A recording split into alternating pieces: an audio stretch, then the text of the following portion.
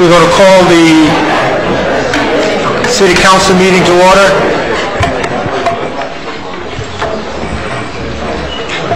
If there's anyone in the audience that have intentions of speaking this evening on the public comments, there's a form in the back that you need to fill out and give it to the city clerk. Call the meeting to order. Monday, May 21st, 2007, right at 7:12 p.m. The invocation this evening will be provided by the Reverend George Rinkovich of the St. John Episcopal Church, followed by the Pledge of Allegiance, the Police Explorers, and Councilman Porter. Would you all please stand?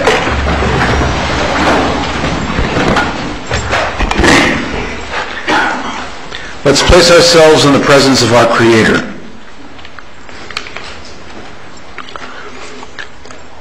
Heavenly Father, in your word you have given us a vision of that holy city to which the nations of the world bring their glory. Behold and visit, we pray, the city of Homestead.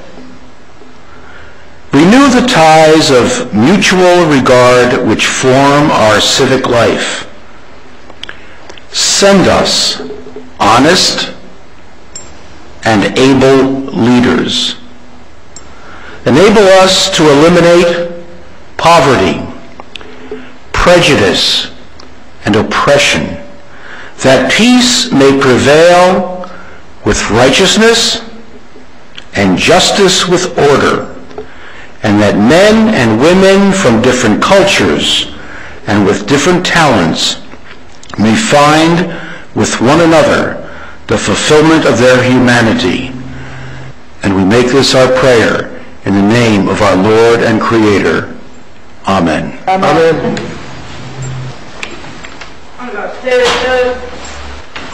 Gary, colors. Forward, hard.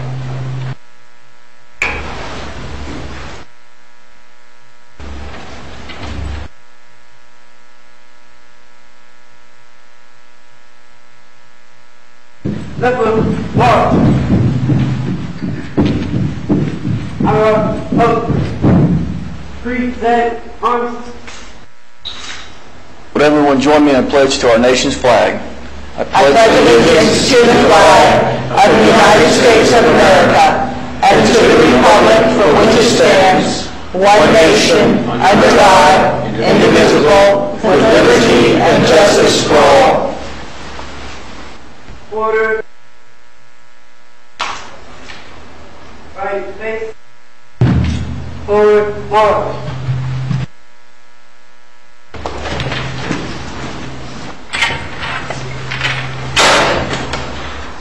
You may be seated.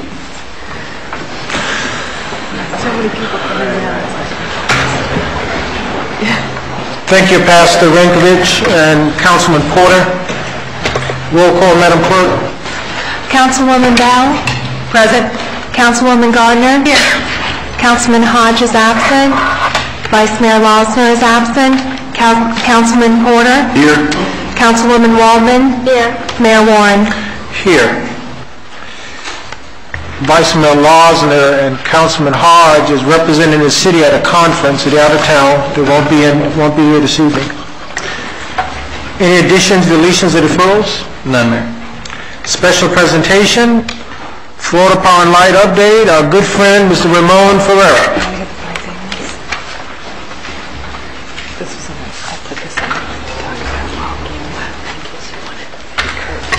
Excuse me, Mayor. They're going to do a PowerPoint presentation. Oh, okay. Mayor, I'm sorry to make you move, members of the council. As long as it's good information.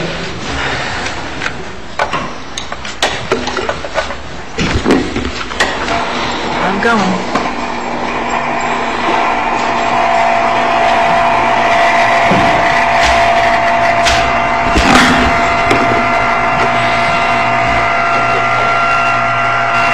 Good evening, Mayor, Honorable Mayor, and members of the council. City Manager, and City of Homestead staff, ladies and gentlemen.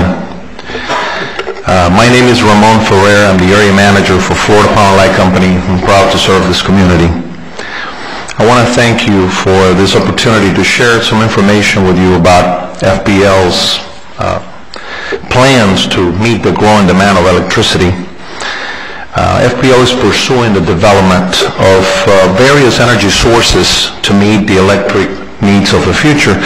And as you might have heard, we are currently evaluating the possibility of adding new nuclear generation to our fleet. And we have identified Turkey Point Power Plant as a potential site for this generation. Next. So what we want to share with you today is some of the same information we will be presenting to your constituents, to our customers, to the community over the next few months.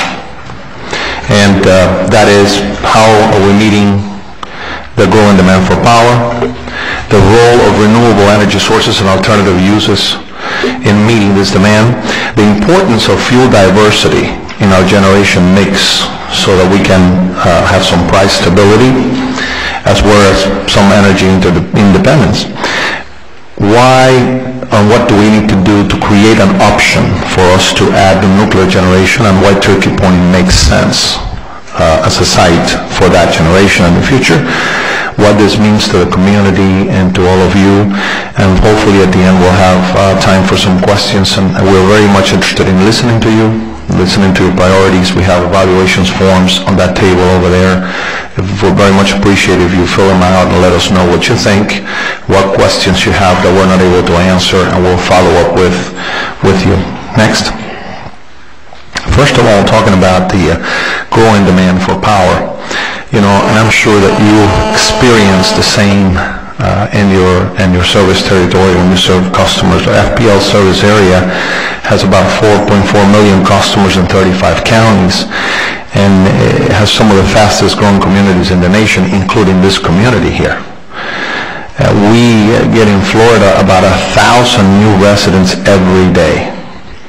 And FPL adds an average of 90,000 new customers per year. That's customer accounts per year. Larger homes and more extensive use of electricity in those homes also add to the growing need for more power. And I'm sure you experience the same thing in your electric service territory. So between 2011 and 2020, we will need to increase our power generation by approximately 33% to be able to meet the growing demands of our customers. Next. Now, energy conservation and energy efficient are an integral part of this challenge. For the past 25 years, FPL and our customers together, we have implemented one of the most successful energy efficiency programs in the nation. And in fact, the United States Department of Energy has recognized that FPL leads in this field among utilities in the nation. The company and its customers have invested more than $100 million annually on energy efficiency programs and incentives. And we estimate that these energy efficiency programs plus load management programs have deferred the need to build approximately 11 power plants in that area. And we continue to encourage customers to participate in energy efficiency programs and develop new cost-effective programs, but even with today's available alternatives, energy supplies and any conservation efforts, the need for new energy generation is still great. Next. Some people ask every time we go out and talk to our customers, how about renewables? Can we use alternative sources or renewable sources of energy to meet the demand? FPL today buys about 300 megawatts of renewable energy, or about 1/3 of all that the state of Florida produces. We also recently issued an RFP to identify and select new renewable generation resources that hopefully could be available for the year 2015. what we need by renewables, in addition to the two most popular ones that you see there, which are the wind and solar, we also are talking about the solid waste to energy, waste heat from commercial industrial processes, ocean current, hydroelectric, etc. And FPL Group, our parent company, is a world leader in the development of renewables. Our sister company, FPL Energy, is the largest developer of wind generation in the United States and owns and operates the largest solar fields in the world. And we're definitely pursuing the development of wind and solar power technologies in Florida, but these alternatives cannot on their own meet the growing demand for power, the large scales the power that we need. They are both, talking about wind and solar, they're both very land intensive. They take massive amounts of real estate, and you know how difficult that is, especially around the coastal areas where most of our customers are concentrated. In addition to that, wind power needs sustained winds of approximately 12 miles per hour or stronger in order to be successful for commercial operation. And frankly, you find this in deserts and in mountains in the United States, but not here in the state of Florida.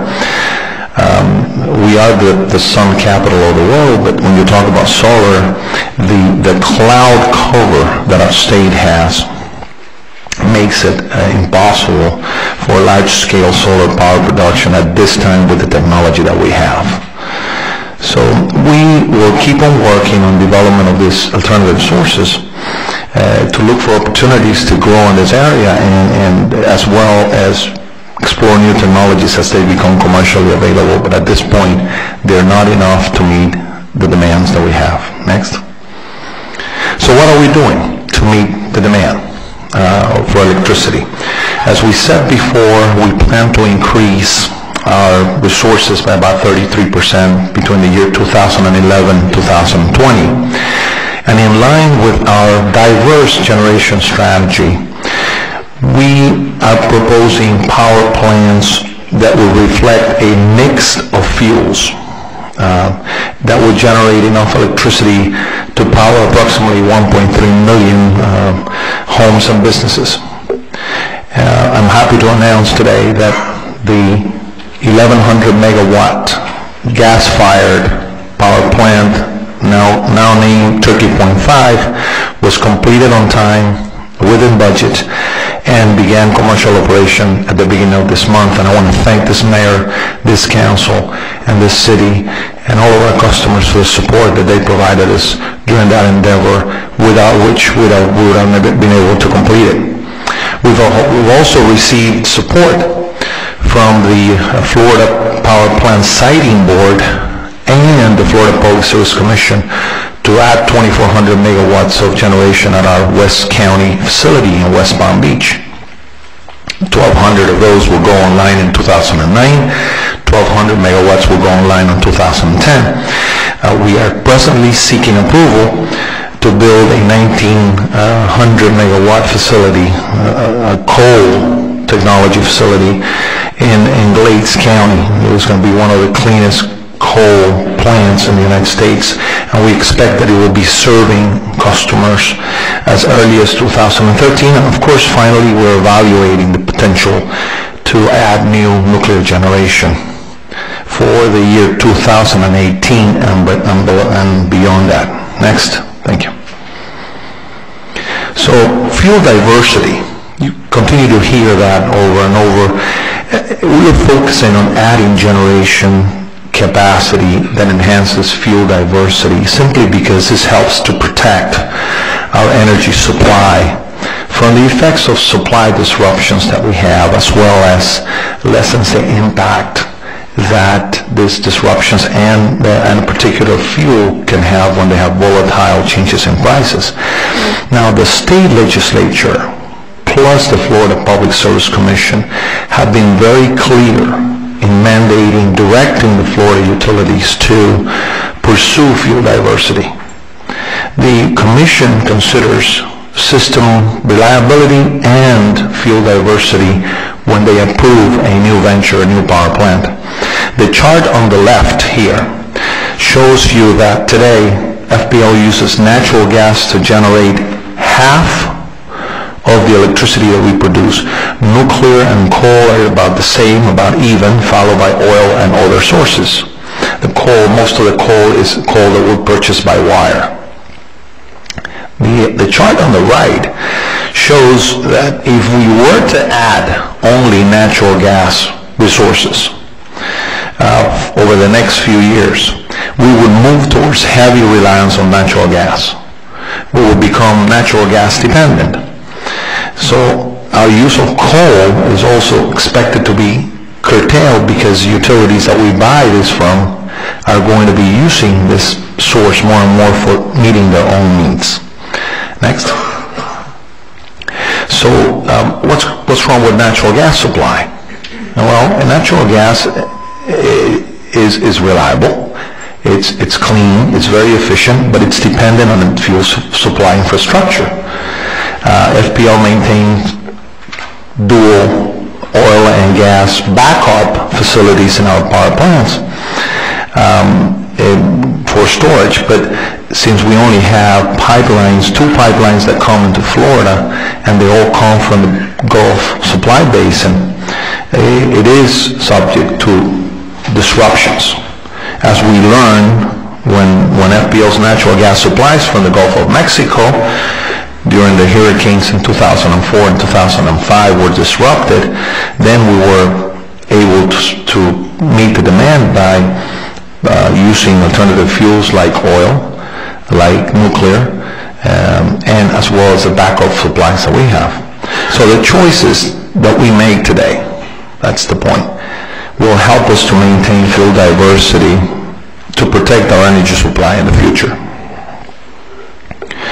This graph shows that fuel diversity and being less dependent on natural gas and oil also helps to stabilize the cost of electricity. And it shows the volatility of natural gas and oil prices since 1999. Next. Thank you. At the same time, nuclear and oil prices have remained relatively steady. You can see nuclear and coal on the bottom, and natural gas and oil on the top. Next. So what do we have to do to create the option to build a new nuclear unit or to expand in the nuclear? In early 2006, we initiated the process to explore the addition of new nuclear generation to our system. We notified the Nuclear Regulatory Commission of our intent to submit what is called a construction and operating license application to the NRC. That's the initial step to create the option to build new nuclear power plants in Florida. The development, review, and approval process of this application may take up to 6 years to complete. It would allow Florida Power & Light some flexibility to determine when to add nuclear generation to our system, but it will not obligate us to build a unit. The decision depends on many other factors, such as the pace of federal and state regulation for approval, the capital cost of the unit as compared to other alternative fuels. And we may not make a decision to build for several years. And from the beginning to the end, siting and construction of a project of this magnitude will take about 12 years. So basically that's why we're working very hard with local governments at this point to create the option to build new nuclear power plants. Because we know that, first of all, we have the fast-growing demand for power. Second, the need for diversity. And third, frankly, we have experienced and heard a growing public support for nuclear energy. When we engaged the community in dialogue during Turkey Point 5 campaign, some of you and many of the presentations got up and said, "Hey guys, why are you building natural gas?" You know, and this community understands why don't you go to nuclear? And at that time it was practically impossible to think about doing it, but now the public support and the regulatory environment is a little bit more conducive to creating the option. Next. And this is a chart that shows you pretty much what the process is all about. There are multiple steps in the process of creating a unit. Please, first selecting a site, then a technology, then a size of the unit, and then there's several parallel processes that we must go through. One is a certification through the Florida Power Plant Siting Act. That's what we do on every single generating unit. We did that on Turkey Point 5. State and county and agencies, federal agencies, review the issues related to construction and operation of a nuclear power plant to make sure that everything complies with all the regulations. Then we need local approvals from the county for zoning purposes. Even though we own the site and it was designated many, many years ago, we still need to fulfill those requirements for zoning. We also must obtain need determination approval from the Public Service Commission. This is the process where the state and us, we talk about and get together and review the benefits that the new nuclear generation would bring to all of our customers and make a determination if the plan should be pursued or not. And then the application that I talked before about with the Nuclear Regulatory Commission. Being a nuclear power plant is under the auspice or the direction or the regulation of the Nuclear Regulatory Commission, and that's the one that takes approximately 12 years. Next. Many of you are extremely familiar with Turkey Point. You've lived next to Turkey Point for many, many years, but for those of you who are not, and you have a lot of new residents in the area that are not familiar with our plant, we wanted to take a minute just to tell you that we have an 11,000-acre site. It's located about 25 miles from Miami, 9 miles east of Florida City. About 9/10 of the property that we have there remain in its natural state. Mangroves, fresh water, wetlands, providing for a home for 60 known species of birds and animals. I know some of you have had a chance to tour our facility and experience that firsthand. There are 5 power generating units there. It's not only a nuclear power plant. There are 3 of the units burn oil and natural gas. And then we have 2 units that were built in 1972-73 that are nuclear units, and we just got relicensing for those units for 30 more years. We had a couple years ago. Next. Why is Turkey Point a potential site? What benefits does it bring? Well, it makes use of existing power plant sites and minimizes the impact on Florida land resources that we would have to do if we go to a green field. We also benefit from existing facilities in the plan, such as transmission lines, and that's the biggie, electrical substations, water sources, roads, buildings, etc. It also helps to balance the electric demand and strengthens reliability for the area right here, not only around the plant but the entire Dade County.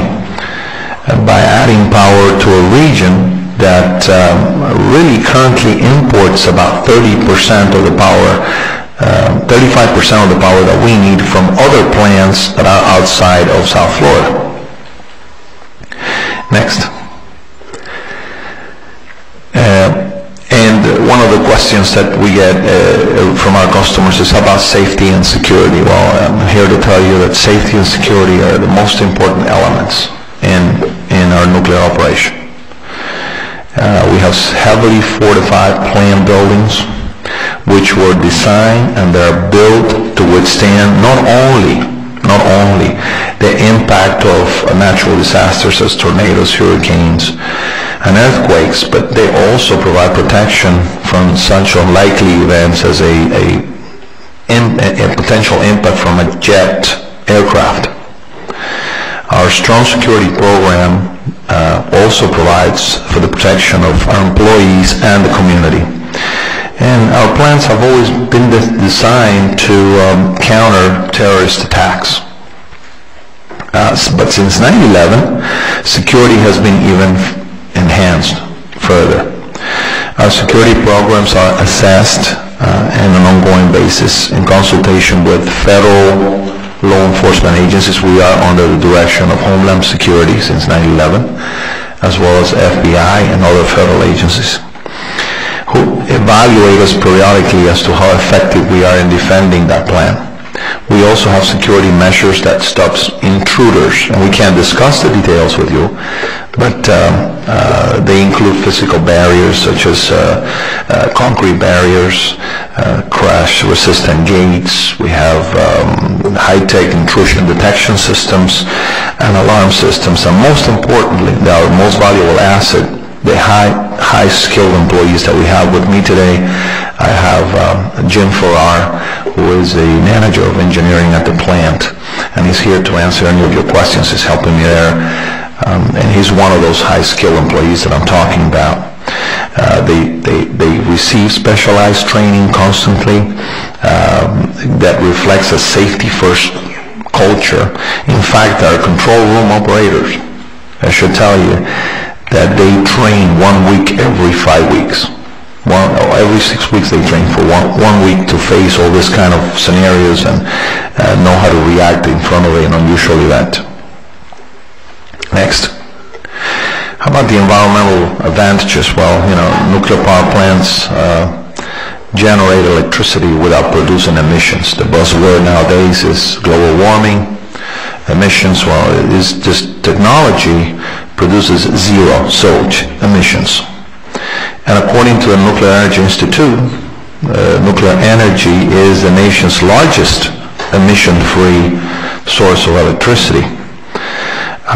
Also, in addition, expanding an existing site versus pursuing an undeveloped site is going to allow FPL to provide service to our customers, meet the demand, and at the same time protect the environment. And Turkey Point property will continue to be maintained as a habitat for unique plant species and endangered and threatened animal species. FPL has also established a Florida Mitigation Bank that many of you might not know. There's 13,000 acres south of the plant site that have been dedicated. They're wetlands of high quality that have been returned to their natural state. And a historic condition, and this area is also home to at least 38 species of wildlife, including 12 endangered species. Next. And finally, we do not want to overlook all the other benefits that a new nuclear operating facility will bring to this community and the entire Dade County and North Monroe. And these are thousands of construction jobs, as well as, in this case, hundreds of permanent high-wage jobs at the plant, specialized skilled positions. We expect a substantial economic stimulus for the community, both during the construction, and many of you were able to experience that when we were building Turkey Point 5, but also during the operation through payroll, property taxes, local service contracts, and purchases that are worth millions of dollars. We also will enhance electric reliability, as I said before, for this area, providing South Florida with continued, to the needs that they need to continue to grow right here, very close. The closer you are to demand, the less likely it is that you're going to lose power due to failures in transmission lines. And the continued community involvement from our employees that are our most valuable asset, and they're very involved in your community, just like Jim is, Homestead resident. So to recap, next, FPL is actively pursuing and meeting and, of course, planning to meet the electric demand of the future, in the short term and in the long term. We are committed to fuel diversity as a way to stabilize fuels costs for customers and also to ensure the supply reliability. Renewable energy and conservation are an integral part, but they're not enough to meet the commercial needs that we have. We are planning a series of generating units, including gas, coal, and the possibility of nuclear power. Should we move forward with nuclear, Turkey Point is a potential site for this generation. We've operated 2 nuclear units there safely and reliably in cooperation with the community for more than 30 years. We have established good relationships with our neighbors. You are our neighbors, and that's why we're here first, to let you know what we intend to do before we go out and share with the rest of our customers. And want to make sure that you are informed, and that everyone in Miami-Dade County and North Monroe County is informed or are informed and have every opportunity to provide your thoughts, your comments about our nuclear option. So I want to thank you again. Thank you very much for your attention. And our interest is to share information and to listen to what you have to say.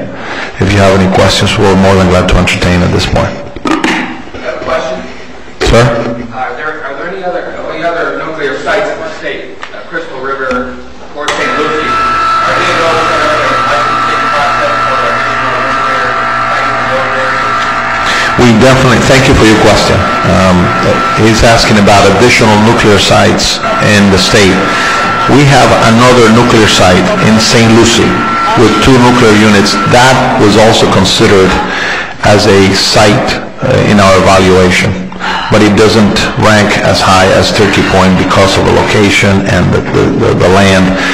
The Crystal River is owned and operated by Florida Power Corporation. It's the other company, and they announced earlier in the year that they're also pursuing addition of nuclear to the fleet, but they've not selected Crystal River. They're going to go with a greenfield there, and that's all we have in the state right now. Crystal River, St. Lucie, Turkey Point. Okay, good.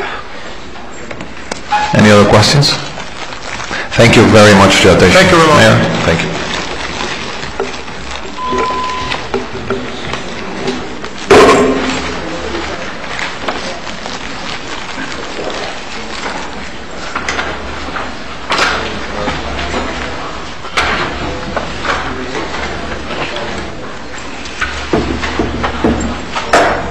Next on the agenda is Ms. Homestead, Ms. Leslie Spinella.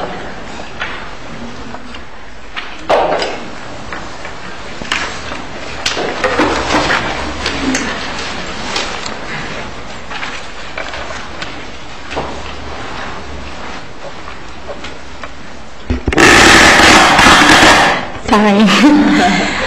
Good evening, Mr. Mayor and City Council. I'm Leslie Spinella, Miss Homestead 2007, and I just wanted to say thank you for having me tonight. I was born and raised in Homestead, and it was always one of my dreams to be Miss Homestead. And I wanted to thank the city and the council for so much of their support. This pageant foundation has done so much for me, and I know for many other young women. This year at our pageant, we gave away roughly $10,000, and not just to me. I only got $2,800. That's still great. But each person, whether they placed or not, got $500, and that is absolutely incredible for a pageant. This June, I'll be competing for the title of Miss Florida in St. Petersburg. I'm leaving on June 23rd, and I'll be back on the 30th, so we'll let you know how it goes. And also tonight, I wanted to talk to you about my platform, which is brain injury awareness.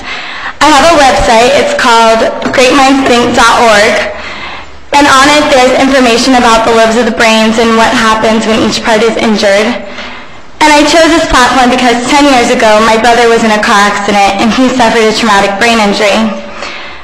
This inspired me to speak to kids about safety precautions that they could take, wearing seatbelts, helmets, just being safe in general.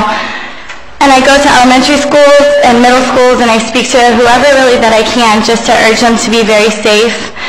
So you all have to wear your seatbelts too. And I also wanted to let everyone know that I'm available for appearances, public speaking, anything that you want me to do, selling anything. I'm really good at selling stuff. So I'm going to leave you some information just to keep in contact with me if you need me. Thank you very much. Thank you.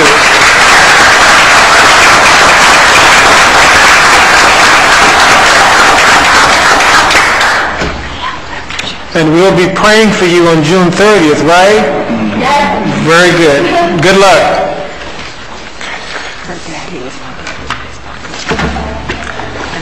Next is item 5C is a proclamation presentation on Public Works Week. Councilman Porter.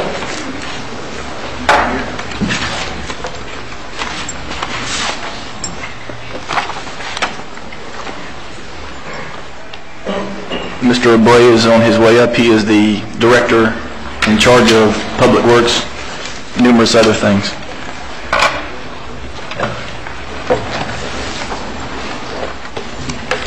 Thank you, Mayor and Council and Councilman Porter. We're very appreciative at the Public Works Department to receive this recognition. It's nice to know that the work that we do year-round, 24/7, it's looked upon as important for the city.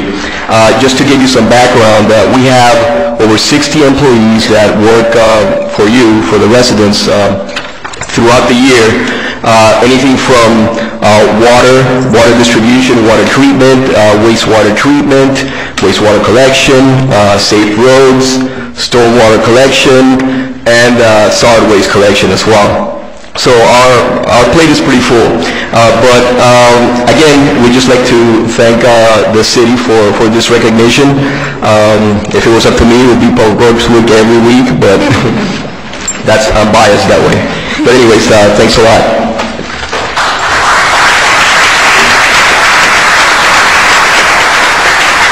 It's nice to be able to recognize a lot of the men and women that are behind the scenes that we don't get to see. Like we're blessed to be able to honor the police officers almost every month, but we only do this for the Public Works once a year. But they are out there on a day-to-day basis, just like our police department is. It's just in a different capacity. So let me read this proclamation, Mr. Abreu. It says, whereas public works and services provided in our community is an integral part of our citizens' everyday lives, and whereas the support of an understanding and informed citizenry is vital to the efficient operation of public works systems and programs such as water, sewer, streets and highways, public buildings, solid waste collection, parks and canal maintenance, and whereas the health, safety, and comfort of this community greatly depends on these facilities and services, and whereas the quality and effectiveness of these facilities, as well as their planning, design, and construction, is virtually dependent upon the efforts and skills of the public works officials, and whereas the efficiency of the qualified and dedicated personnel who staff public works departments are materially influenced by people's attitude and understanding of the importance of the work they perform, and whereas this year's theme, Public Works, Moving Life Forward, is a tribute to the positive improvements public works employees have made to our communities. Now therefore I, Roscoe Warren, Mayor and the City Council of the City of Homestead, do hereby proclaim the week of May 20th through 26th, 2007 as National Public Works Weeks in the City of Homestead, and calls upon the citizens and civic organizations to acquaint themselves with the issues involved in providing our public works and to recognize the contributions which public works officials make every day to our health, safety, comfort, and quality of life. Thank you, sir.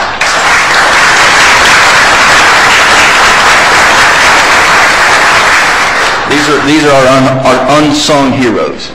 Thank you, Mr. Abreu. Thank you, Mayor. Thank you, Mr. Porter.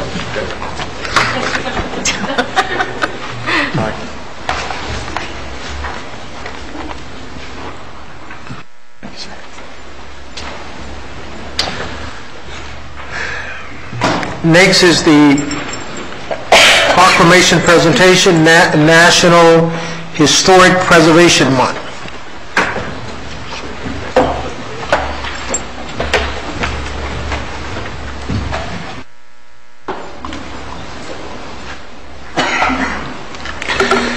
The month of May is the National Historic Preservation Month, and the Homestead Historic Preservation Board is championing this event by hosting a display of Homestead historic treasures, and you can see them on my right here. The photos you see displayed on the walls of the chamber are examples of our rich history and include the Seminole Theater, Ages Ago Antiques, Art South Sanctuary, Historic Town Hall, Redland Hotel, Landmark Hotel, and several homes. The photos will be on display through the end of May. So I want to thank Ms. Yvonne Knowles and the Historic Preservation Board for continuing to do an outstanding job in identifying historic sites in the city of Homestead. And on behalf of the Mayor and Council, I'd like to read and present a proclamation to Yvonne Knowles and the Historic Preservation Board. And the proclamation reads, whereas historic preservation is an effective tool for managing growth, revitalizing neighborhoods, and fostering local pride and maintaining community character while enhancing livability. And whereas historic preservation is relevant for communities across the nation, both urban and rural, and for Americans of all ages, all walk of life, and ethnic backgrounds, and whereas it is important to celebrate the role of history in our lives and the contribution made by dedicated individuals in helping preserve the tangible aspects of the heritage that has shaped us as a people. And whereas making preservation work is the theme for National Historic Preservation Month 2007, co-sponsored by the Homestead Historic Preservation Board and the National Trust for Historic Preservation. Now therefore I, Roscoe Warren, Mayor of the City Council, City of Homestead, do hereby proclaim the week of May 20 through the 26th, 2007 as Historic Preservation Month in the City of Homestead, and we call upon all of our citizens to join their fellow citizens across the United States in recognizing and participating in this very, very special observance. Ms. Knowles, would you come forward?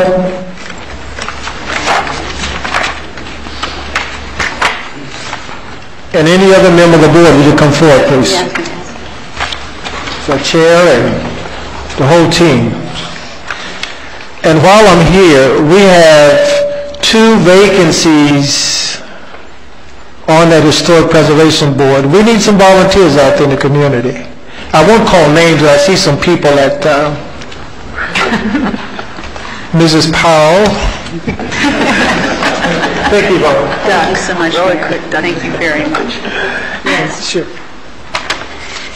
Thank you, Mayor. On behalf of the board, for the public, I'd like to introduce these very hard-working volunteer members of our community who have given up their evenings and worked on projects with us to find properties, designate them, and by designating them, preserve them. First off, I'd like to present my Vice Chair, Mr. Larry Deal, Vice President of Government Relations for Consumer Credit Industry Associations. Mr. Deal.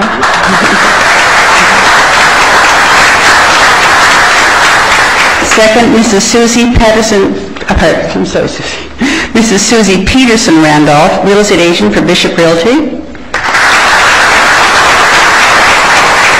And finally, Dr. Dennis Ross, Professor of English Composition, University of Miami and Miami-Dade College.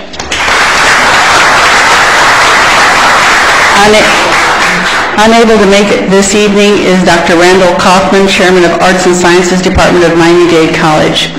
I'm sorry he couldn't make it.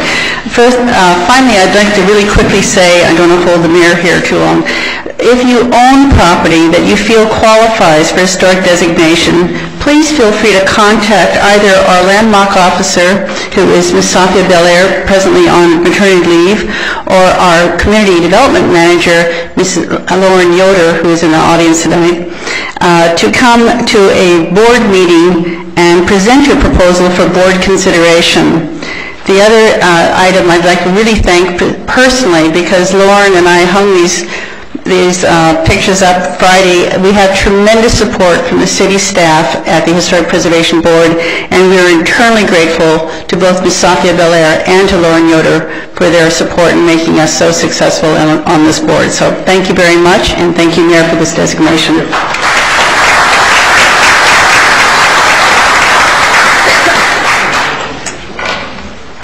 Mayor, I have a quick question for Lillian. Lillian, is that my house up there? Back there? Go start.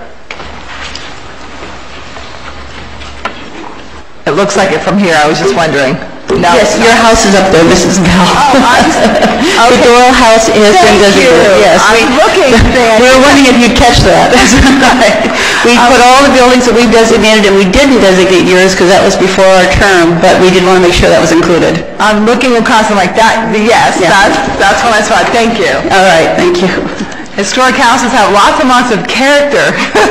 They really do. They're beautiful. Thank you. Next is item 5D, 5E, certificate presentation of Eagle Scout Brett Washburger.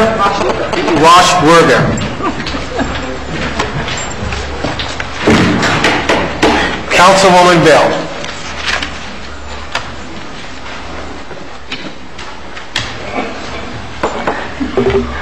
Thank you, Brett, for coming right up. It is my distinct pleasure to present to you Brett Washburger. He received his Eagle Scout, which is a symbol of knowledge, ability, and character, and I went to his Eagle Scout presentation and presented this plaque to him in person, but I wanted to honor him here at our council meeting. It is so rare to see a young man achieve this level in the Scouts anymore of Eagle Scout. It is just amazing. And I wanted to share with you his Trail to Eagle. And by the way, would his parents please stand up, because you contributed greatly. Thank you very much to Mom and Dad.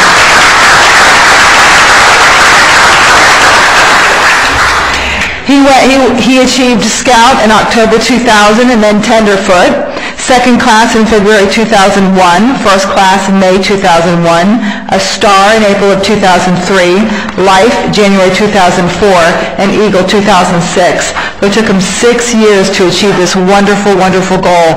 He has earned so many merit badges, I'm not even going to begin to list them, but they are literally from A to Z. I wanted to read a little bit something to you, and I've read this to you, but it's been about 2.5 years when I honored another Eagle Scout, just about 2.5 or 3 years ago. Only one in 4 boys in America will become a Scout. But it's interesting to note that of the leaders of this nation in business, religion, and politics, 3 out of 4 were Scouts. 9 of the 10 men who ever walked on the moon are Eagle Scouts. Of any 100 boys who become Scouts, it must be confessed that 30 will drop out in their first year. Perhaps this may be regarded as failure, but later in life, all of them will remember that they were Scouts and will speak well of Scouting. Each of the 100 will learn something from Scouting. Almost all will develop hobbies that will last throughout their lives. Approximately 1/2 will serve in the military and in varying degrees, and they will profit from their Scout training. At least one will use his training to save another person's life, and many will credit it with saving their own. Many will find their future vocation through merit badge work and Scouting contacts. 17 of the 100 boys will later become Scout leaders and will give leadership to thousands of additional boys. Only 2 of the 100 will reach the Eagle rank. I present to you Brett Washburger.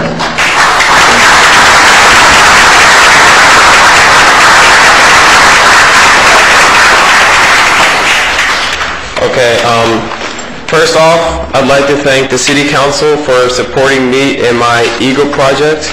Without your approval, I would have been without an Eagle project, and I probably would have been able to obtain the rank of Eagle. And so, from my Eagle project, I collected 30 bicycles that were in pretty bad shape, and so we took them to my house, stuffed them in our garage, and we took them apart, fixed them, cleaned them, and then we presented them to the Community Partnership for the Homeless. This is a homeless shelter in Homestead, and Ms. Haxton was very pleased with my project. And I would like to thank Homestead Police for donating the bicycles, and I'd like to thank Ms. Bell for coming to my Eagle Court of Honor.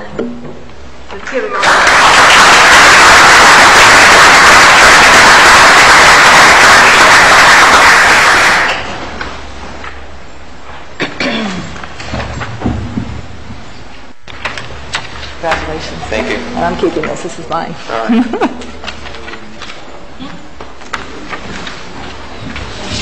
Thank you, Ms. Bell.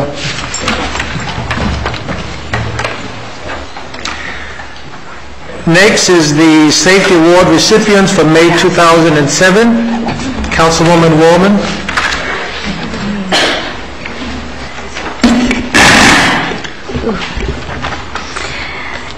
It's the time of the month again when we honor our Safety Award winners.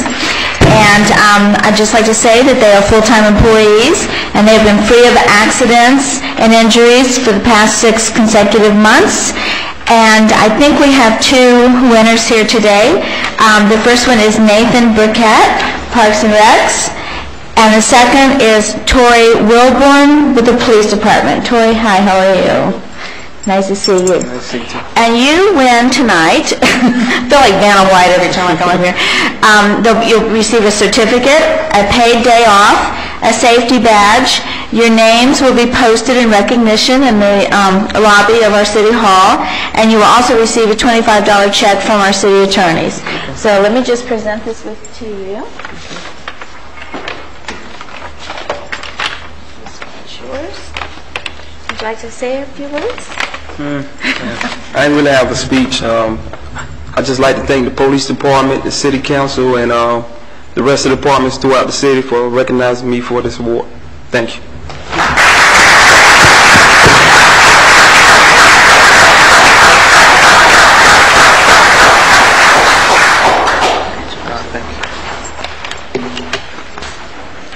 Thank you, Ms. Wallman.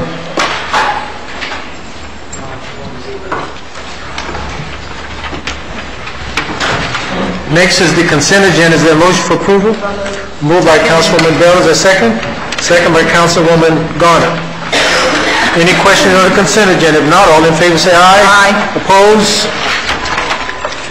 Next is the public hearings, ordinance, land use items, etc. Mr. Wallman. Thank you, Mr. Mayor. James White will handle this portion of the agenda. Yes, moving on to the quasi section of your agenda, please be advised the following items on the agenda are quasi-judicial in nature. If you wish to comment upon any of these items, please indicate the item number you would like to address when the announcement regarding the quasi-judicial item is made. An opportunity for persons to speak on each item will be made available after the applicant and staff have made their presentations on each item. Swearing in, all testimony, including public testimony and evidence, will be made under oath or affirmation. Additionally, each person who gives testimony may be subject to cross-examination. If you do not wish to be either cross-examined or sworn, your testimony will be given its due weight. The general public will not be permitted to cross-examine witnesses, but the public may request the council to ask questions of staff or witnesses on their behalf. The full agenda packet on each item is hereby entered into the record, and persons representing organizations must present evidence of their authority to speak for the organization. Further details of the quasi-judicial procedure may be obtained from the clerk, and in accordance with Code Section 2-591, any lobbyist must register before addressing the council on any of the following items. At this time, council members must disclose any ex parte communications concerning any items on the agenda this evening. Hearing none at this time, the clerk will swear in any persons who wish to testify on any of the quasi-judicial items. You raise your right hand. I state your name. Hereby swear or affirm that the information I present shall be the truth and nothing but the truth, so help you God. I do.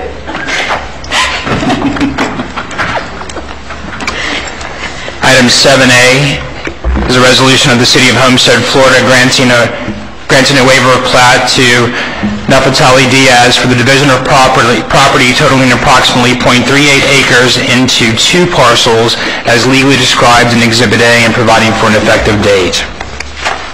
I'll move this with a question, Mayor. Moved by Councilwoman Wallman. Is there a second? Second, Mayor. Second by Councilman Porter. Ms. Wallman? I just, who do I put this to, James? Oh, sorry. How are you? The 2 lots, they're well over 6,000 square feet each, correct? Correct. They're each, after the separation, they'll each be about 8,100 square feet. Okay. And they meet the width also. Okay, thank you. Thank you, Ms. Wallman. Any other questions? I'll open the public hearing. Any comments from the audience? Any comments from the audience? If not, I'll close the public hearing. Any final comments from council? Roll call, Madam Clerk. Councilwoman Gardner? Yes. Councilman Porter? Yes. Councilwoman Waldman? Yes. Councilwoman Bell? Yes. Mayor Warren? Yes. Motion carries. Thank you, Mayor and Council. Thank Have a you. good evening. Same here. Moving on to item 7B. 7B is a resolution of the City of Homestead, Florida, granting final plat approval for Bay Winds of Abacoa, located north of Southwest 328th Street, south of Southwest 312th Street, west of 142nd Avenue, and east of 147th Avenue, as legally described in Exhibit A, an approximately 26.94-acre site in the Bay Winds Plan Unit Development, consisting of 91 single-family units and providing for an effective date. I'll move it. Moved by Councilwoman Bell, is there a second? Second, Mayor. Second by Councilwoman Garner. Any questions from council? Just one Mr. Porter? You've got 9 resolutions all in a row, all dealing with Bay Winds, which is a planned community. All these are final plats. And can you just explain the procedural process that we're going through? I know we've done this before, but it becomes unclear to the community that this is another development separate from, you know what I'm saying? Sure, Councilman Porter, we'd be happy to do that. I will defer this item initially to Martin Schneider, who can give you a brief history and give you the backdrop of the planned urban development that we're dealing with. And then legally, the reason why we have to go through each one of these resolutions is because each one is a separate final plat. And that resolution, along with the plat, needs to be taken to the county. And we're also in the middle of a quasi-judicial hearing on each item, so we have to do each item separately as well. I agree. I did not mean that we put them all together. I just wanted the community to understand that there's 9 separate issues that are all the same. Thank you. Okay. Yes, these are all part of the Bay Winds PUD. The original PUD was approved back in 2003 and then expanded in 2004. At that time, it was the entire PUD would be 1,123 total units. It would be a mix of single-family townhouses and multifamily. In 2006, this total number was reduced by 50 units, and all the multifamily garden apartments were changed to townhouses or single family, so it actually had a reduction in 2006. The list of things we're going to go through are all the individual pods. Some will be single family, some will be townhouses. And the overall density for the entire project is less than 6 acres, 6 units to the acre. Thank you, Mayor. Thank you, Mr. Porter. One other comment is all of these have gone through site plan and T-plan already, so this is just the final approval of what you've seen before and approved before. Thank you. Thank you. I'll open a public hearing. Any comments from the audience? Any comments from the audience? If not, I'll close the public hearing. Any final comments from council? Roll call, Madam Clerk. Councilman Porter? Yes. Councilwoman Waldman? Yes. Councilwoman Bell? Yes. Councilwoman Gardner? Yes. Mayor Warren? Yes. Motion carries. Item 7C is a resolution of the City of Homestead, Florida, granting final plat approval for Bay Winds of Barbados, located north of 328th Street, south of 312th Street, west of 142nd Avenue, east of 147th Avenue, as legally described in Exhibit A, approximately 25.41-acre site in the Bay Winds Plan Unit Development, consisting of 107 single-family homes and providing for an effective date.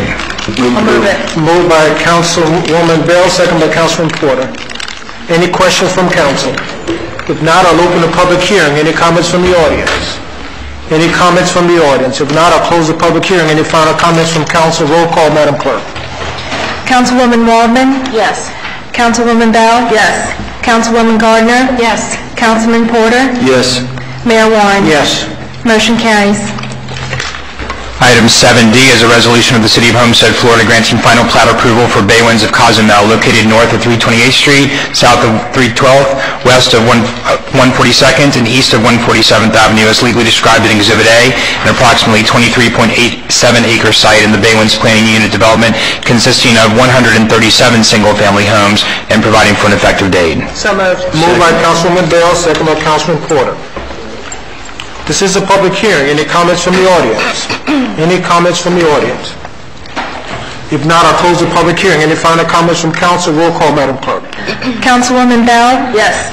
Councilwoman Gardner? Yes. Councilman Porter? Yes. Councilwoman Waldman? Yes. Mayor Warren? Yes. Motion carries.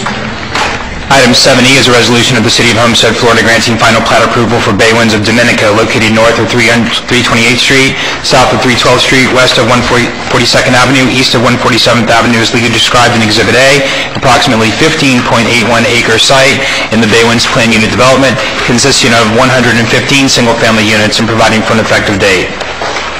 Move it, Mayor. Moved by Councilman Porter. Is there a second? Second, Mayor. Second by Councilwoman Garner. Any comments from council? If not, I'll open the public hearing.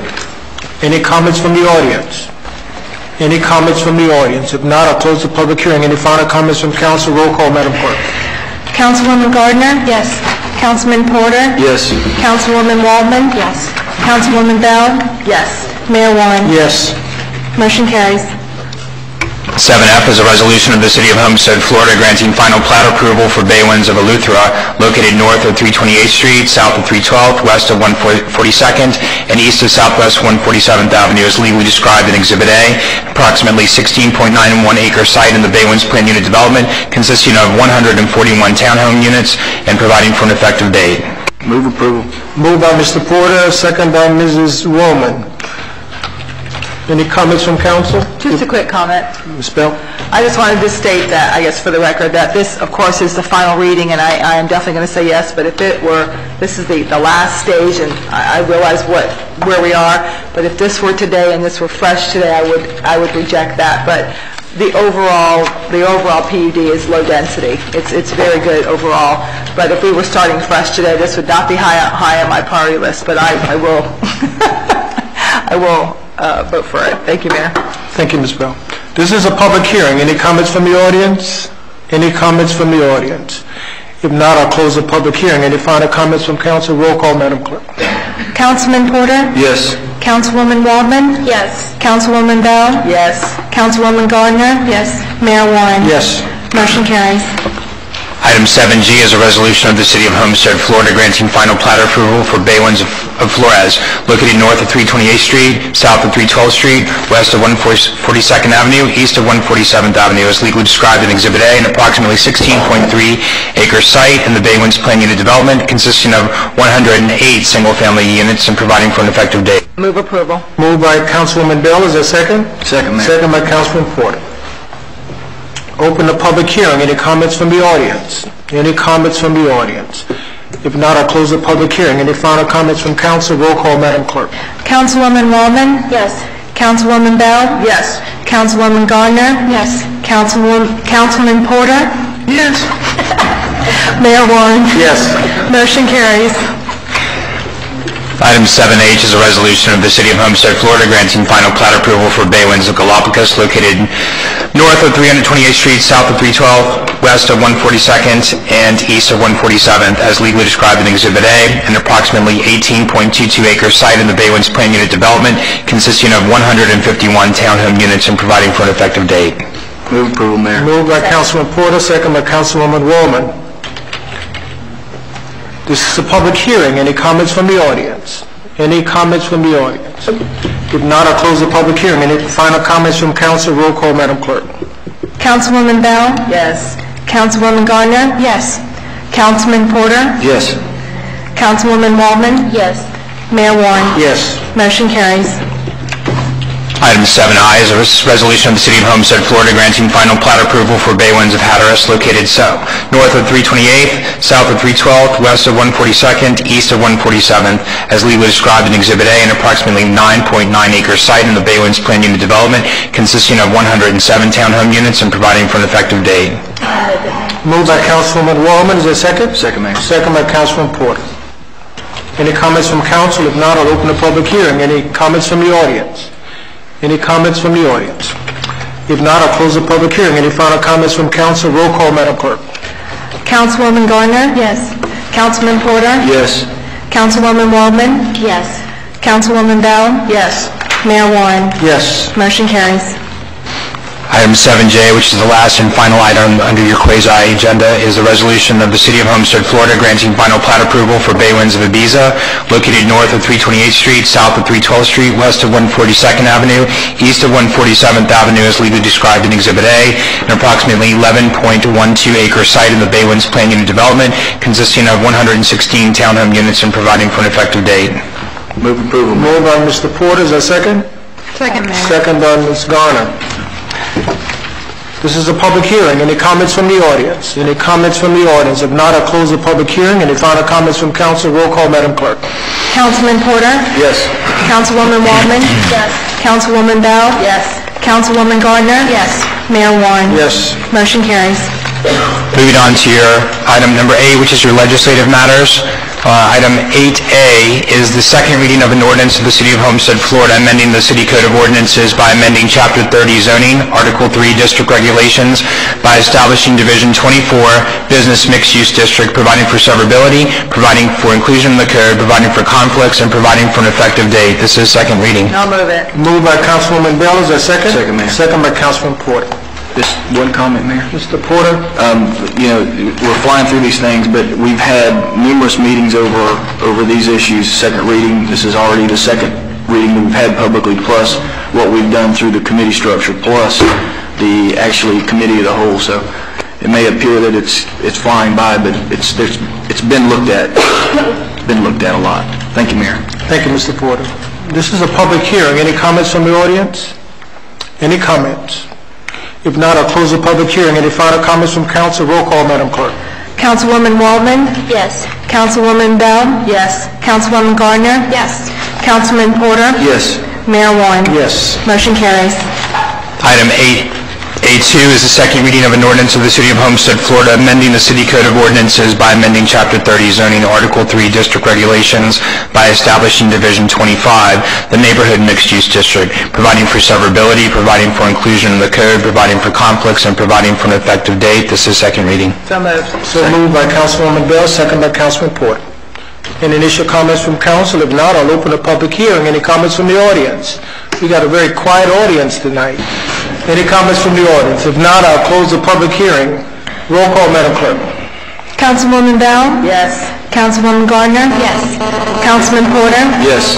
Councilwoman Waldman? Yes. Mayor Warren? Yes. Motion carries. Item 8A3 is the second reading of an ordinance of the City of Homestead, Florida, amending the City Code of Ordinances by amending Chapter 30 zoning, Article 4 supplemental district regulations, Division 1, generally, Section 30-398, Unified Residential Minimum Unit Size Requirements, in order to provide for minimum residential unit sizes for the Business Mixed Use BMU zoning district, providing for severability, providing for inclusion in the code, providing for conflicts, and providing for an effective date. Second reading. Move second reading. Move second reading by Councilman Porter. Is there a second? Second. Second by Councilwoman Bell. This is another public hearing. Any comments from the audience?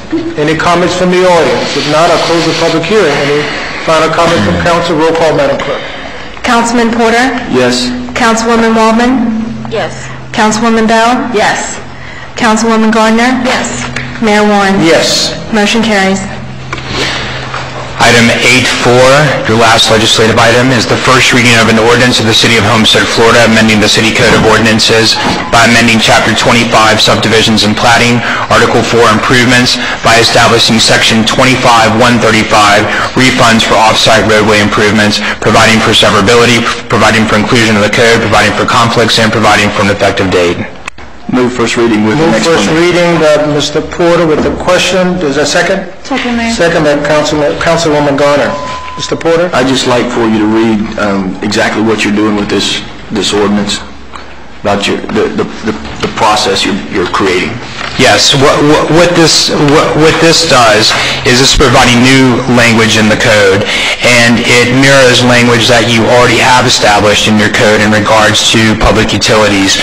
Oftentimes, developers come in, they're first in line to extend sewer and water and other utilities, and then as subsequent developers come online, they get reimbursed.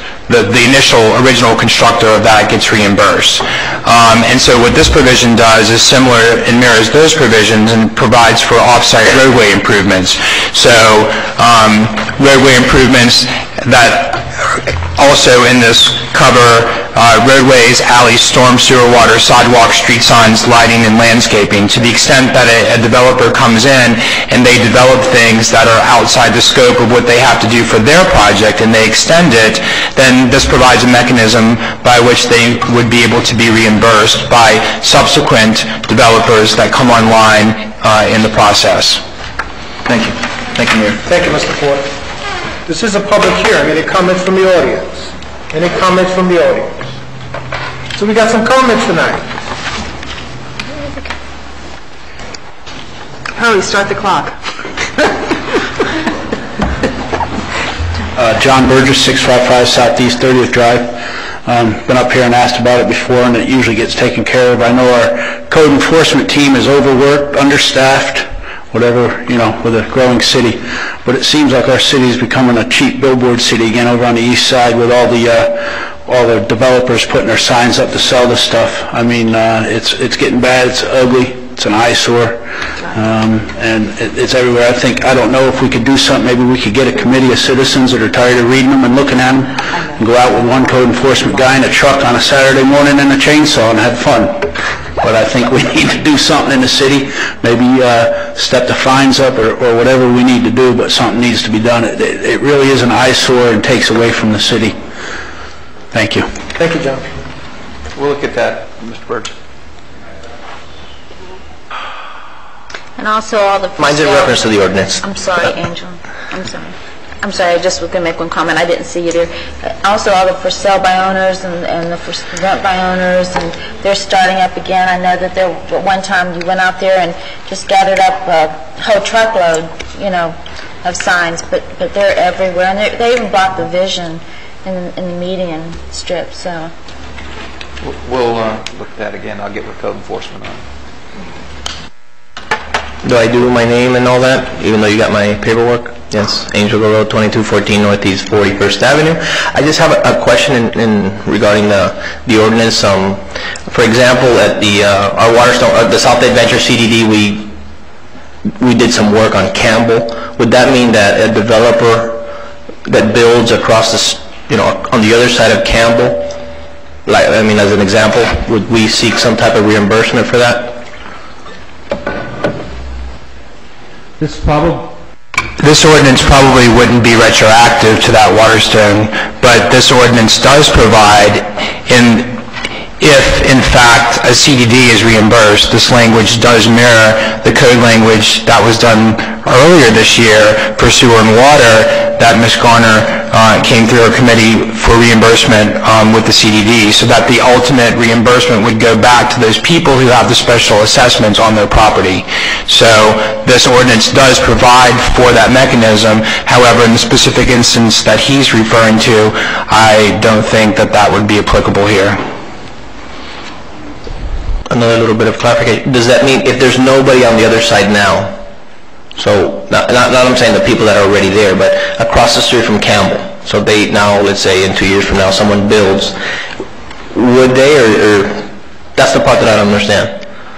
If 2 years from now somebody builds on the opposite side of Campbell, where we paid, $3 million to widen Campbell, we widened the bridge, would we seek something there, or where's the cutoff date? What I'm saying is it won't be retroactive. Campbell Drive's already improved. This would be for new projects coming in or new developers coming in to build off-site roadway improvements. So in the particular instance, we would have to look at it with Public Works, but I highly doubt that you would get reimbursed for those roadway improvements, perhaps in sewer and water, but not for the roadway improvements, because that's already been built and we're already dealing with significant improvements on Campbell Drive as it is. This is really only going to apply in couple of very specific instance cases that's happening, because most of the roadway improvements in the city, or most of the roadways, are already built out. This would apply on the Maui Drive improvements that are going on right now, because those are developer funded on some of those portions, but the majority of your roadways are already built, and those that aren't, then this is something that would kick in. Okay, thank you. Thank you. Any final comments from council? If not, roll call, Madam Clerk. Councilwoman Wallman? Yes. Councilwoman Bell? Yes. Councilwoman Gardner? Yes. Councilman Porter? Yes. Mayor Warren? Yes. Motion carries.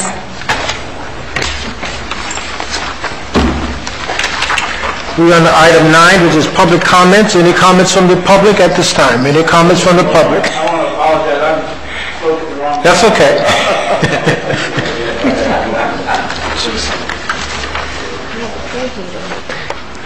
Angel Road, 2214 Northeast 41st Ave. I just had a question. I ran into, after seeing this movie about the greenhouse and all that, there's a U.S. Mayor's Climate Protection Agreement, which I don't know if you're familiar with, but basically it's U.S. mayors getting together and making a commitment to reduce greenhouse effects, and I don't know if you're familiar with it. There's quite a few. I mean, the Mayor of Miami's on there, Miramar, North Miami, and I just wanted to know if the city knew about that and what was their position, if they thought on maybe participating in something of that nature. I've joined the other mayors with that, and we have a program tomorrow evening at the Ritz-Carlton in Coconut Grove, where we will all be getting together and talking about that and how to beautify Miami-Dade County with that initiative and others. So yes, we're part of it. Okay. Thank you. Thank you.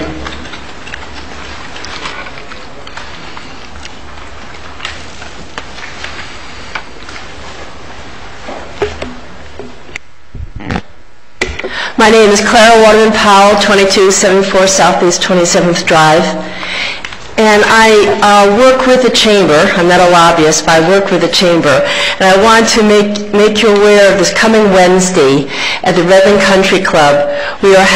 Golf and Country Club, we're having Honor Our Military, and we're doing it with the Kiwanis and Rotary. And I just wanted to note that any active military and reservists are invited to this luncheon at 11:30 free of charge. And normally our prices are a little bit more, but for members it's $15 and those with no reservations and non-members $20. But we're really looking forward to having the community participate, show the military that we care about them. If you need any more information, www.chamberinaction.com. Thank you so much for your consideration. It's at the Redland Golf and Country Club, too. Redland Golf and Country Club. Did I misspeak? I'm so sorry. I didn't know if you said it. I didn't hear it. It's Redland Golf and Country Club, and the address is, I always get this address wrong, 2245 51st Southwest 177th Avenue, also known as Chrome. But thank you very much for your consideration, Council. My turn. Edward Powell, 2274 Southeast 27th Drive in Homestead. Each month before we come to the City Council, I come to City Council, I try to think of ideas that might help the city instead of writing poison pen editorials or blogs that really do nothing for the city as far as I'm concerned. So my idea for the month to help the city, I finally got on the bandwagon to pay my utility bills through the internet. So with the cost of postage going up recently, I thought, why not suggest to the city, and I know they're probably already looking at it, why not take these pretty little utility bills we get in the mail and put them on the internet, and like I do my bank account and my credit cards and all my other banking, why does the city not make this available to me to the internet? I'll look at it, I'll download it, you'll save all that money on postage, and you can use it somewhere else in the general fund, and I can pay it online like I do presently. That's my suggestion for the month. Thank you. Thank you, Eric. Good suggestion. To save money, we're going to have to be very creative, so thank you, Eric. We'll look at that. There's no additional public comments. We'll move on to the city manager's business. Yes, Mayor and Council, under my business, first I have a resolution of the City Council of the City of Homestead, Florida, authorizing the purchase of a Symbiont PH 215 geothermal pool heater from Symbiont Service Corp. Pursuant to City Code Section 2-411.1A5 exemptions from competitive bidding, providing for an effective date. Basically, this is part of a refurbishing of Roby George Park. The last ones we had were stolen, actually, from the park. We're refurbishing the whole pool and many areas of the park. They're getting ready for summer camp on June 4th. I do believe is the date for that summer camp. I'll move that, Mayor. Moved by Councilwoman Wellman, second by Councilman Porter. I have one request, Mayor. Yes, Mr. Porter. Mr. Manager, I was out there the other day and I noticed there's security around the pool, but not necessarily around the pumps that are being installed. They're changing that, as I'm told. Thank you. Thank you. That's fine. Yeah. That's fine. I'm just saying, in the scheme of things, if we're going to, let's go ahead and get the rest of the perimeter enclosed. Yeah. Thank you, Mayor. No further comments. All in favor of the motion, say aye. Aye. Opposed? Good. A couple other items, Mayor. May 28th is Memorial Day holiday, the Monday for the city. Garbage pickup will be as scheduled. May 29th, we won't have our usual committee of the whole meeting, which is a Tuesday. That will also not occur.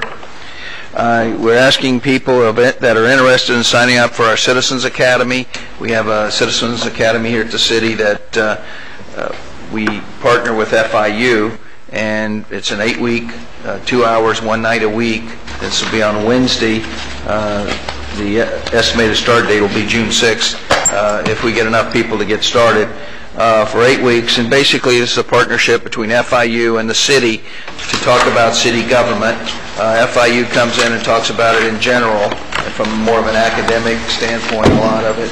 Then the city personnel come in and talk about how the city of Homestead runs, and it gives an opportunity for people taking it to not only learn how their government works, but they see the faces behind it and can ask questions, and they'll know the procedure that if something doesn't go right out there for you or for someone they know, who to call and how to get action, as opposed to being frustrated about it and not knowing what to do. We also, the city of Homestead, will be holding a hurricane preparedness seminar on Thursday, June 14th at 6:30 in our council chambers right here. Representatives from the city and the county's Office of Emergency Management and organizations such as Red Cross, FEMA, FP&L, and the Florida Department of Financial Services will be available to answer questions, and we'll be handing out preparedness pamphlets that we've printed. We'll also be doing this in some of the shopping center locations through the police department, again trying to get people to focus on hurricane seasons here again. And in keeping with that, a reminder that hurricane preparedness sales tax holiday will run from June 1st through June 2nd. And that's a state declared period of tax relief for things that you buy or certain items you buy for hurricane preparedness. And that's all I have, Mayor. Thank you, Mr. Manager. Doesn't include TV. Councilman Porter. Thank you, Mayor. Just a couple of real quick points. I just wanted to say to the council and the community, the manager and his staff, we met, and we are going to, in the very near future, bring forward a real comprehensive look at the transportation issues that are in the process of being solved due to the tremendous amount of commercial growth that we see coming in, especially and specifically around the Campbell Drive corridor.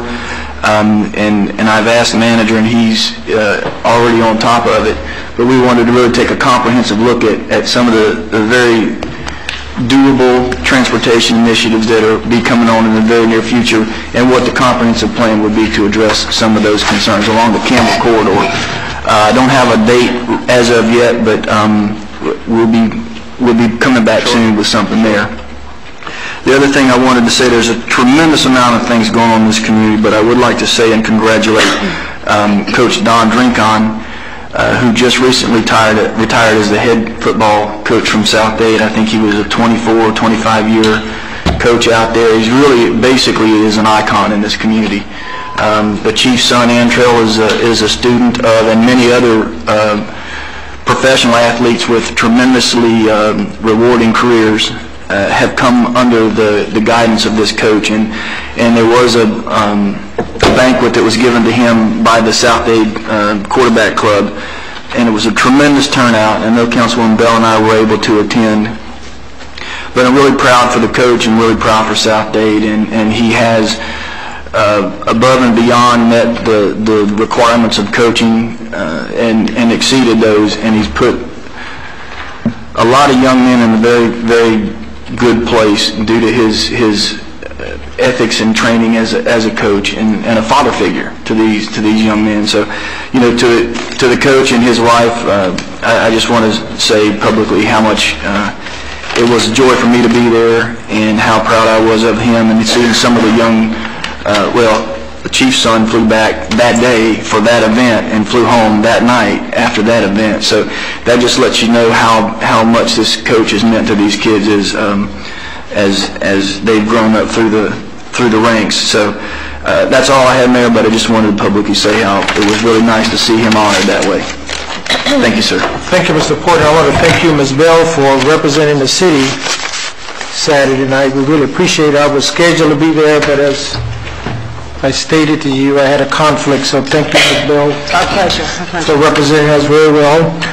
Councilwoman Wallman. Yes, those pool heaters will get a good workout because we're getting ready to start our summer camp, as Kurt Ivey said, Manager Ivey said, June 4th at Ruby George, and those activities will include field trips, movies, arts and crafts, just all kinds of things to keep the kids busy all day long, board games. They're going to have theme days, water day, field day, twin day, funny hat day, safety day with the police department, and actually the PD's pretty much working hand in hand with our Parks and Recs department on that. So I want to thank you, and thank you, Mr. Porter, for your committee that we've been able to do that.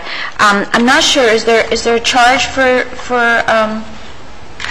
the children at Ruby George? It's the campus fee for $20 a week for field trips. Okay, thank you. And I also want to say that I was very proud of our Parks and Recs department because they came through and we have a summer camp planned for the Homestead Sports Complex, and that is at the minor league clubhouse. That's going to be a 10-week program starting again on June 4th, and it's open to ages 6 through 13. It opens at 7 a.m. and the gates close, I think at 6:30 is the late gate, right? Omar, 6:30 is late gate. And that's a $10 registration fee, and then for City of Homestead residents, it's $80 per week per child with a $5 discount for each additional sibling. And a discounted rate of $200 will be offered for advance payment for a 3-week registration. And for non-city residents, it's $90 per week.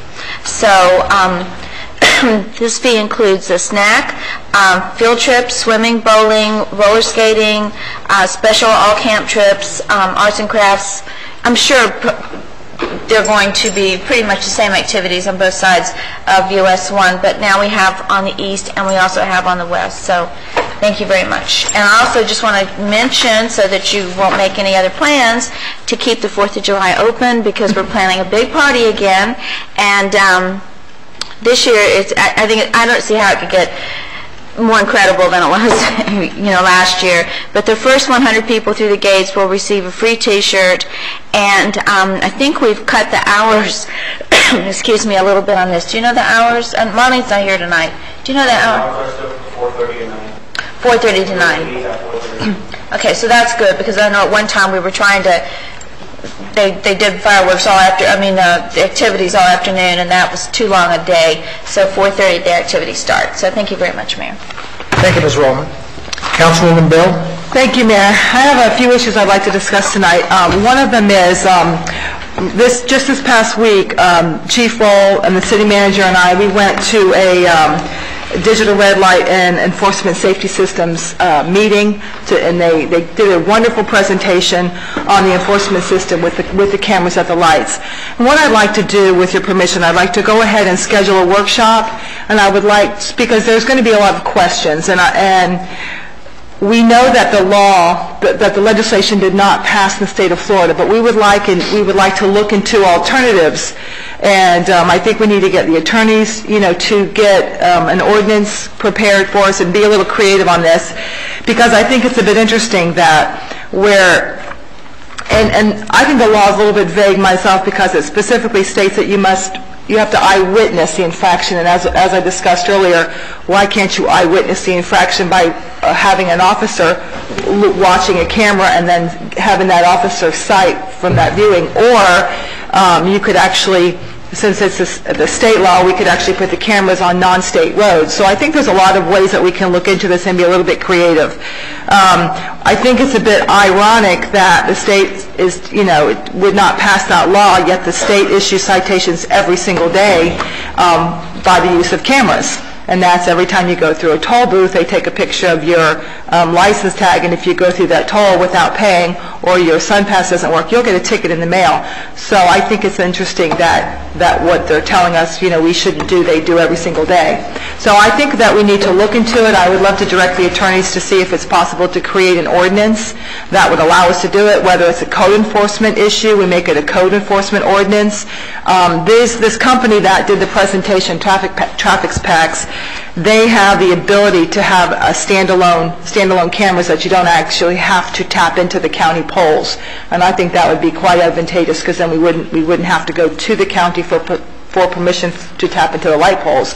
So I would like to have them come and do a presentation to the city, and I think that there might be a way that we can implement this with the attorneys looking into this. So with your permission, we'll schedule a workshop on this. And that way everybody can get a packet and everybody can have all of their questions answered. But I think it's a very real problem. It's definitely a safety issue, and I think we really need to pursue this. So that's one of my issues. Mayor, tonight, as I sat here, I've been thinking about this and mulling this over for a few days. We just approved, and I know it was the third reading and this has been in the works, we've just approved another over 1,000 residential units. And I realize that things are changing, but we have a real transportation issue in our town right now. I know Mr. Porter has alluded to it, and I'm glad to see that they're really going to be on it as far as business is concerned. But I'm talking about the area of residential units.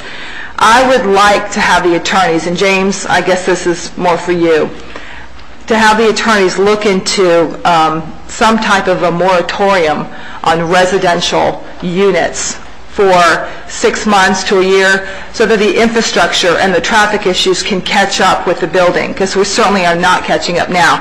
Now I know that we have a concurrency management system in place. I'm very much aware of that, and I know, but we have a very high consumptive use, and we certainly have a traffic issue. So I would love to look into the possibility of issuing a building moratorium on residential units.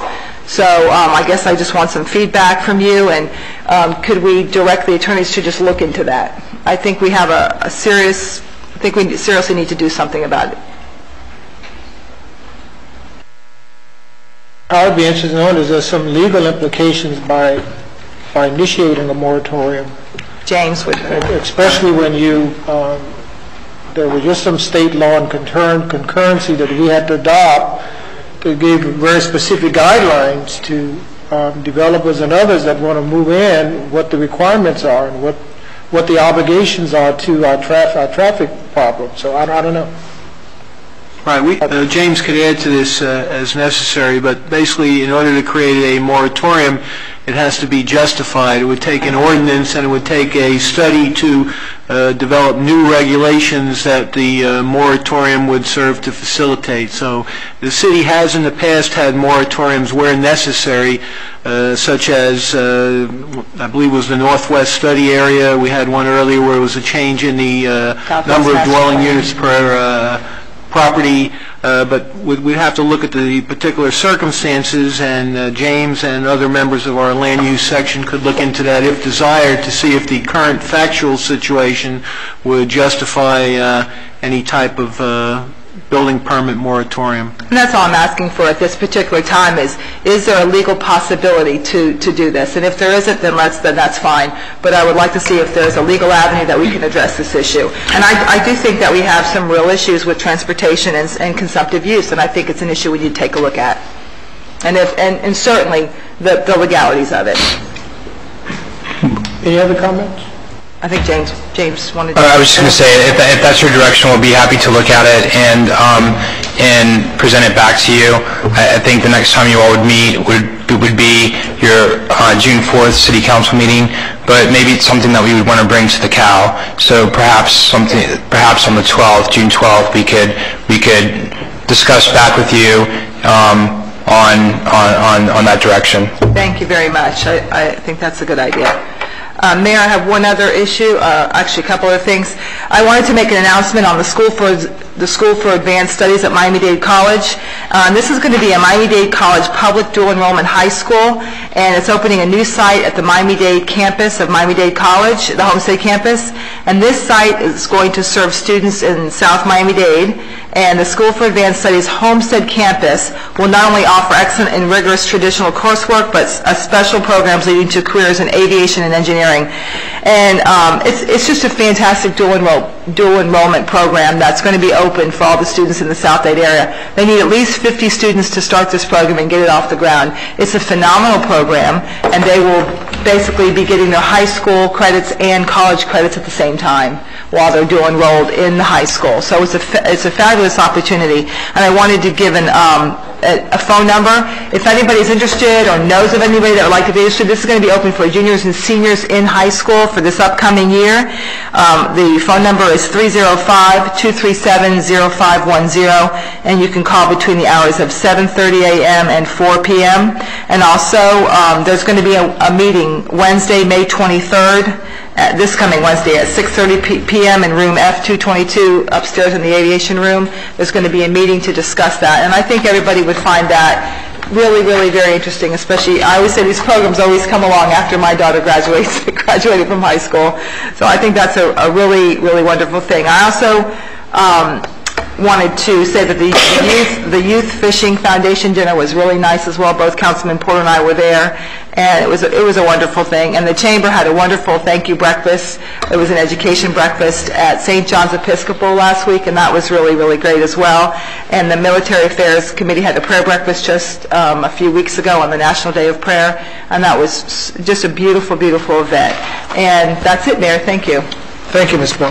Mayor, can I just make one comment? Mr. Porter. I wanted to recognize, we've got a gentleman here from Carlos Alvarez, Mayor Alvarez's office. He lives in this community. His name is Christman, I'm sorry. We've never had anyone that lives in the community that's been that close to the mayor's office. So I think it would be worthwhile just at least recognizing and thanking him for being at this meeting. So he's the one we need to give all our problems to. Yes. That's exactly correct. But I apologize to Ms. Garner, but I had forgotten to mention it. Thank you, Councilman. Yes. Thank you very much. Yeah, thanks for coming out. Thank you very much. All right, Ms. Garner? Thank you, Mayor. At last Tuesday's Committee of the Whole meeting, I was pleased that Council unanimously approved our revised city seal. Now, the Marketing Committee has had several discussions on some ideas for the city. We had previously discussed a new logo, and with concerns about the budget, we really want to hold off on anything to do with that. It would be expensive if we got into it, so we're kind of wait and see right now. But the city seal that's behind me that we've come quite attached to, it's actually only been around since 1990, but most of council feels it has kind of a historic importance to all of us. And we looked into the city's code, which actually doesn't discuss this seal. This was never actually codified. So we discussed a new one, which would be easily reproduced. It's designed from this seal, the original 1990 seal, and everyone was good with the idea. And now whenever you see city items such as shirts, cards, letterhead, everything that has our city seal on it, it will be the same, because we have 15 different colors and different designs all over the city, and now it's going to be standardized, which is good for us because it will always be the same. And we also added the date that the city was incorporated, because many people don't know that we were incorporated in 1913, so we went ahead and added that. And if anybody wants to look at it, we can get you copies, and hopefully Lillian can get that on the internet real quick so everybody can see it. And we were holding off on a few projects because of that, because we had discussed the logo, the seal, the whole issue. And now that we have a good graphic design, we're going to go ahead and get some information out to the residents. The first piece being a transportation brochure, which I know everybody's concerned about transportation. And once you see this, you'll realize that there are a lot of improvements that are being made in the city, and this is just to let you know the 4 ways that, that are being changed. Lots of good projects that most residents I speak to don't know about, but they're very happy to hear. So that will be coming out to you very soon, and we'll keep working on informational pieces for you. Thank you, Mayor. Thank you, Ms. Garner. Under my business, I have the salary recommendation for the city clerk and city manager. I have a motion for approval. Move it. Moved by Ms. Bell and Mr. Poyle. Any question? All in favor say aye. Aye. Opposed?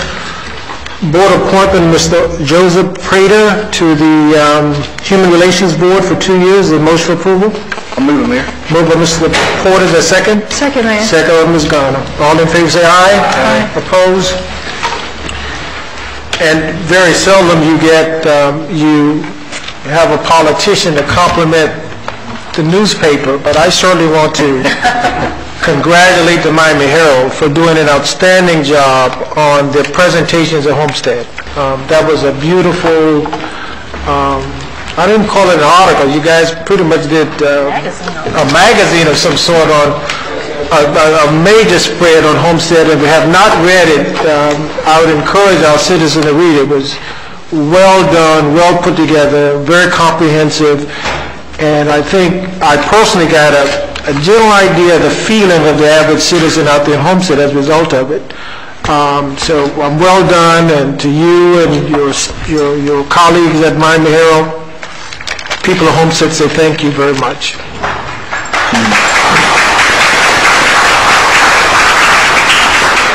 We still have 2 openings for the Historic Preservation Board. Encourage citizens to please file and be a part of that board. We still have 2 vacancies.